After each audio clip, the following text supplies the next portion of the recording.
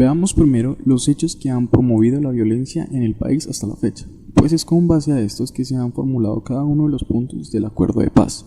Si trazamos una línea del tiempo, empezando desde 1931 hasta la fecha actual, estos serían los acontecimientos de mayor relevancia. En 1931 surge la Ley 83, eje desde el cual gira desde entonces los conflictos agrarios. La Ley 83 reconoció a los trabajadores el derecho de la asociación libre para la defensa de sus intereses, formando sindicatos. De estos posteriormente surgirían las luchas armadas. Entre 1931 y 1934 surge la llamada prueba diabólica, que consistía en un título de propiedad original y colonial que era exigido por terratenientes. Esto produjo una agitación por parte del pueblo. Entre 1936 y 1939, la Guerra Civil Española influenciaría al tradicional sectarismo partidista, transfiriendo una ideología que posteriormente se expresaría en la Ley 100. En 1944 surgió dicha Ley 100, que consistía en una reforma agraria que calificó a los contratos de arrendamiento de utilidad pública y además decretó la ampliación de 10 a 15 años como causal de restitución al Estado de los predios no explotados. El periodo comprendido entre 1946 y 1964 se le conoció como el primer periodo de violencia, donde el sector rural fue el principal afectado. Se caracterizó por hechos como el asesinato de Jorge Eliezer Gaitán el 9 de abril de 1948. En 1957, el plebiscito dio origen al Frente Nacional. En 1961, una nueva reforma agraria expresada en la Ley 135 tan solo benefició un 8% de las familias sin tierra, y en 1964 las FARC y el ELN desafían al Estado. Si no vemos los resultados de los censos realizados, se evidencia el impacto sobre la población rural, pues en 1938 esta era el 70.9%, en 1951 el 61.7%, en 1964 el 47.2% y en el 2018 se reportó apenas un 26% de población que aún vive en el campo. El periodo comprendido entre 1964 hasta hoy es conocido como el segundo periodo de violencia, caracterizándose por tener dos fases. La primera es una etapa germinal, donde emergen grupos guerrilleros en América Latina. La segunda es una consolidación de grupos guerrilleros desde los años 80. En 1967 nació el EPL al sur de Córdoba. En 1973 la pobreza se estimó en un 70.5%, midiendo las necesidades básicas satisfechas. En 1974 es el desmonte del Frente Nacional. El 14 de septiembre de 1977 ocurre el paro cívico nacional. En los 80, el narcotráfico actúa como aliado, financiador y promotor de los grupos paramilitares. En 1991, la constitución política significó un pequeño descenso en los hechos violentos del país. A inicios del siglo XXI se reportan 300.000 personas desplazadas por año y un aumento en la presencia de las FARC en San Vicente del Caguán, Caquetá. Fue hasta el 2005 donde ocurrió el primer acercamiento para facilitar la desmovilización y la reintegración, gracias a la Ley de Justicia y Paz. Punto 1. Reforma rural integral. En este punto se sientan las bases para la transformación del campo y se crean las condiciones de bienestar y buen vivir para la población rural. También se incluye un fondo de tierras para campesinos sin tierra y la formalización de la propiedad, la actualización del catastro rural, la protección de áreas de especial interés ambiental y la jurisdicción agraria para resolver conflictos. Además, se busca la erradicación de la pobreza rural extrema y se pretende disminuir en un 50% la pobreza en el campo en un plazo de 10 años. Lo más importante de esta reforma rural es la promoción de la igualdad, el cierre de la brecha entre el campo y la ciudad, la reactivación del campo y, en especial, el desarrollo de la agricultura campesina, familiar y comunitaria. Punto 2. Participación política.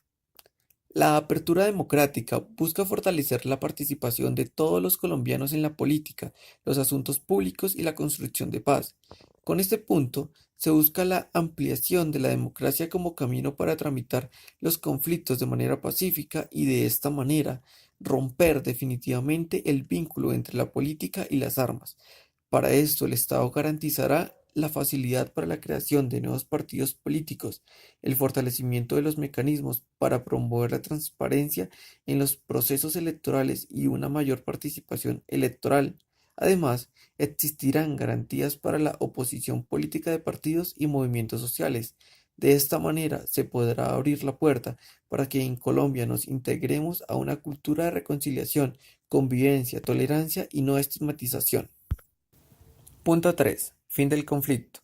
En este punto, el Gobierno Nacional y las FARC negociaron sobre el cese al fuego y de hostilidades bilateral y definitivo, y la dejación de armas, para lo cual se elaboró una hoja de ruta con compromisos mutuos para que a más tardar a los 180 días luego de la firma del acuerdo final se haya terminado el proceso de dejación de armas.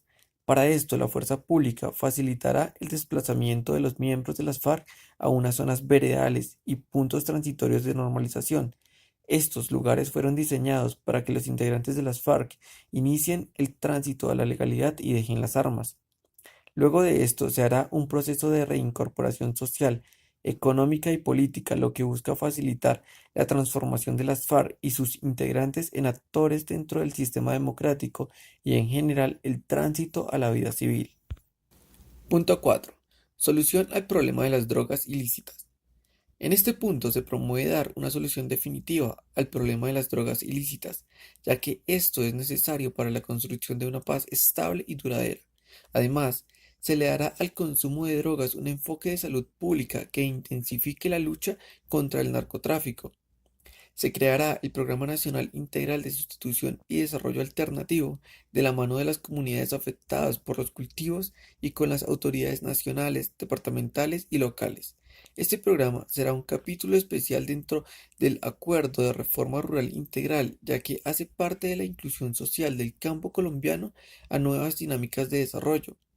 También se creará una estrategia integral para desarticular y judicializar a las redes de narcotráfico y se fortalecerá la lucha contra el lavado de activos en todos los sectores de la economía.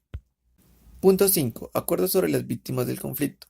En este punto se encuentra el Sistema Integral de Verdad, Justicia, Reparación y No Repetición, que está compuesto por 5 mecanismos y medidas que son: 1. Comisión para el esclarecimiento de la verdad, la convivencia y la no repetición. Este no es un mecanismo para administrar justicia, sino para contribuir a la verdad y reconocer los derechos de las víctimas.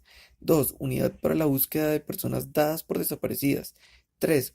Medidas de reparación integral para la construcción de la paz. Se harán actos de reconocimiento de responsabilidad, restitución de tierras, la reparación colectiva y la rehabilitación psicosocial. 4. Jurisdicción especial para la paz. Este es el componente judicial para administrar justicia e investigar, esclarecer, perseguir y sancionar las graves violaciones a los derechos humanos y las graves infracciones al derecho internacional humanitario. 5. Garantías de no repetición. Punto 6. Implementación, verificación y refrendación. Después de la firma del acuerdo final, se creará la Comisión de Implementación, Seguimiento y Verificación del Acuerdo Final de Paz y de Resolución de Diferencias, integrada por 3 representantes del Gobierno Nacional y 3 representantes de las FARC o del partido político que surja de su tránsito a la vida legal.